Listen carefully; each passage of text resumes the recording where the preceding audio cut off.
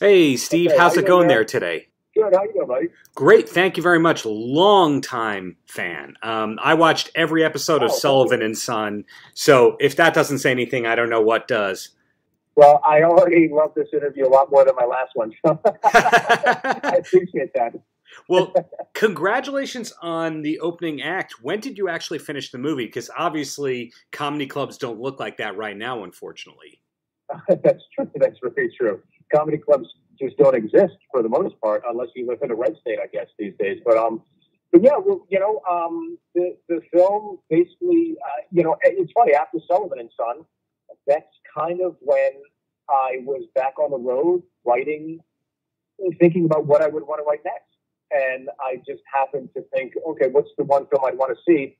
And the one thing I've never seen is a truly great film about stand-up comedy that is dedicated just to stand-up comedy. And that was the goal. So that's how I ended up doing it and just compacting, 23 years of experience, implementing it into the three echelons of MC, feature, and headliner, and putting it in the film. And this movie is produced by Vince Vaughn and Peter Billingsley, just like Sullivan and Son was. Were you on a contract with them, a long-term deal, or is it just you loved working with them on Sullivan Son and you pitched this movie? You bring up a good point. I should go back and renegotiate with those sons of bitches. No, it's just something where, Vince told me we used to hike up to the Hollywood sign when he lived by there in the mornings.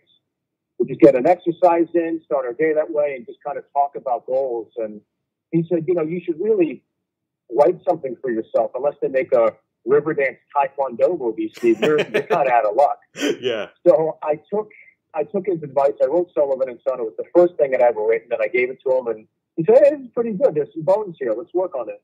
When the show got canceled, there's a time where you kind of lick your wounds. You wonder what your identity is. Are you going to glom onto that? Are you going to try to recreate another sitcom, or you want to try to reinvent and do something different?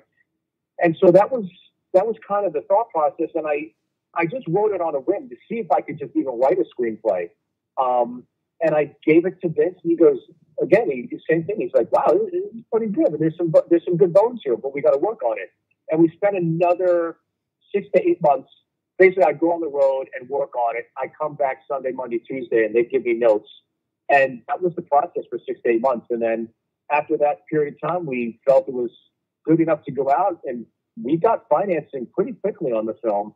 And the next thing I knew, I was directing the film. So I was definitely overwhelming. But I would say, in terms of completing the film, we completed filming in 2018, and then we spent, I think, a year editing, and then everything kind of, the shit hit the fan, So we found our sweet spot, and hopefully it's still a good time to release the movie. We'll see. As somebody who's also a big fan of Jimmy Yang, I loved his book. Of course, love him on Silicon Valley, and I've had the pleasure of interviewing him. After knowing his story, there's nobody else that I could have seen in that starring role other than him. Was it written for him, or just a coincidence that he was such a good fit? It's funny because after reading his book, this is so crazy. I had a podcast I was doing with a good friend of mine, Gary Cannon, and his second to last interview I did before I jumped into pre-production, casting, and all that stuff was Jimmy O. Yang. I had him on to promote his book, never thinking, I'm going to work with this guy, and we're going to be joining him very shortly. But when we were going through the casting process, I think it was Vince that said, once the character hits the road, so much of this is semi-autobiographical since it all happened to you, why don't we cast an Asian American comic? And right out of the gate, I was like, Jimmy, I just interviewed him, and that's how that happened. So very fortunate to have him, and very blessed to have him on board too. What a talent! Absolutely, and I really can only think of one ever good movie that's been about stand-up, and that'd be Rode Hard, the Adam Carolla movie. Is every interview that you're doing so far comparing it at all to Rode Hard, even though it's a totally different movie? They're two totally different films. I didn't see Rode Hard until I finished the script. I did kind of the opposite. I've seen Punchline, obviously, and Sleepwalk With Me and Big Sick, like anybody else. And then there were other ones that I hadn't necessarily seen, like Obvious Child, which is about a stand-up comic, but it's totally different subject matter.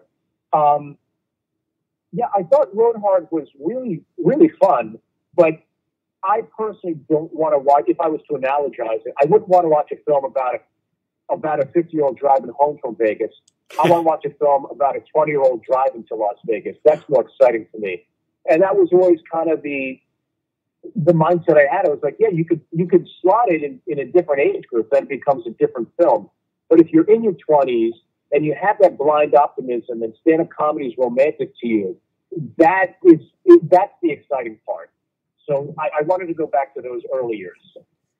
Cool. So this movie being done, having the slated release, doing press and all that, does that get you to thinking about the next thing you're going to write? Or was it just such a long process that you want to go back to stand-up full-time the second you can?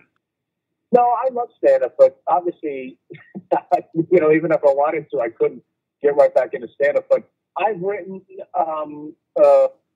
a script about The Amazing Jonathan and Joel Osborne because I did that documentary, and it did so well. I thought, let me treat that as a proof of concept. And then I wrote another feature film during the quarantine about my brother and I. My brother moved in with my wife and I and my daughter at the time when I had Sullivan Son, and he had just come back from Iraq. He was in the army. His wife had divorced him. When he got back, so he's penniless, loveless, and directionless. Didn't know what he wanted to do with his life. Moved in with us, and we collectively discovered that he's suffering from PTSD. And so the whole film is about two brothers that never got along, trying to get one of them back on track. And so I completed that recently. I had a deal with Overbrook, which is Will Smith's company, and turned it in, and we'll see what happens. It sounds like you don't really have to do very much to find inspiration because you're surrounded by a lot of interesting people, whereas a lot of other comics kind of have to do crazy stuff in order to find it. Do I have that right? Yeah, the inspiration's never been the hard part. The acknowledgement of the industry to want to work with me is the difficult part. Everything from when I was on Sullivan and Son up until the opening act, like my phone was never ringing off the hook. So anything I've had to do has been, through self-motivation. And I think I'll put it this way, the whiskey tastes better at the after party when you got a little dirt underneath your fingernails. So I don't mind a little hard work. And Sullivan and Son did go over 30 episodes. So by all means, it was a successful show. That's not syndication numbers, but it really did go longer than most shows do go. And of course, most comics do wind up with their second starring sitcom after they've had their first. Is that something you crave, or is that more of a been there, done that? I've been there, I've done it. I had a great experience.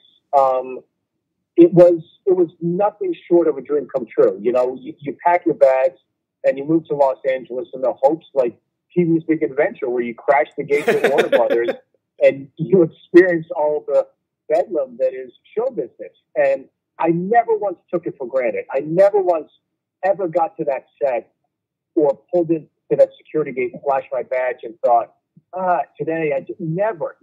Every day was a blessing on that set. And the cast and crew were great. If I got another chance to work with anybody from that show again, I certainly would. We'll see what happens. I've got a few ideas out there. We'll see if it latches on. But I got to tell you, those were three of the best summers I've ever had. It sounds like you're one of the rare people whose IMDb page doesn't have everything they're working on. It seems like most actors or comics are adding stuff that may happen just so that people know that they're working on stuff. But it almost sounds like there's a lot of secrecy because so many irons in the fire. Yeah, I prefer to just, I don't know. It's just like when something gets made, that's really interesting. It's like, everybody's trying to sell something. Everybody's working on something. So I don't need to tell anybody I'm working on anything. And I think, hopefully when this film comes out, people will see that, there is a competent storyteller within my framework. So fingers crossed we'll get to do another one. Right. And is there anything that you wish that more people knew about you? I ask that because what do I know about Steve Byrne? Okay, popular comic who's written and directed a movie and he's in demand and all that. But do you have secret dreams of being a car racer or something like that? Oh, I'll tell you, the one thing a comic always gets asked is, what would you be doing if you were doing stand-up comedy? And I've never had a proper answer for that. And I've recently been doing these shows in Los Angeles prior to everything going down called the Goddamn Comedy Jam that Josh Adam Myers puts on, where a comic gets and does 5 minutes of stand-up, and then you sing a song that's inspiring to you or means something with a live band. And I've never had as much fun as I have on those shows. And I love the camaraderie of perhaps of being in a band. I know they always break up and being on the road is tough, but after a profession of solitude for all these years, getting to do it with a band of brothers would be a lot of fun. And so I love music. I love listening to music. I listen to music when I write, and I guess that would be my one calling in life. The girl that got away would have been to have been in the band, but the grass is always greener, right?